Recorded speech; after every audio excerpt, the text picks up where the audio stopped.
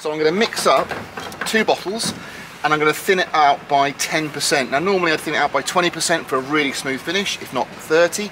I'm going to thin it out with thinners by 10%, and that should give us a nice coverage. So I'm going to get cracking and do that now.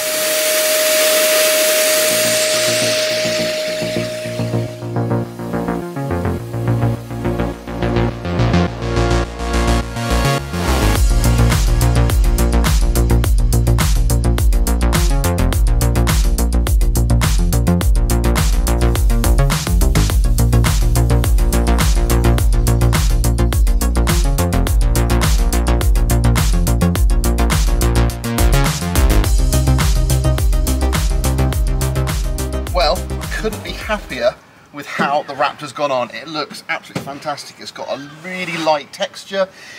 It went on really nicely. The thing I like about that gun is it's really slow and controlled. So yes, it probably does take a bit longer than you'd want it to if you had a normal spray gun.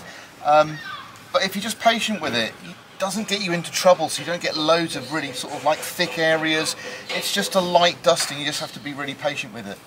However, the negative side of things are it's completely the wrong colour, so that is a massive fail. Now it's a bright day today, so this is about as bleached as it's going to look, but it just isn't right. So we went on the theory that the beige colour for the Tintable Raptor was going to be the same as the beige colour for the epoxy primer from Raptor.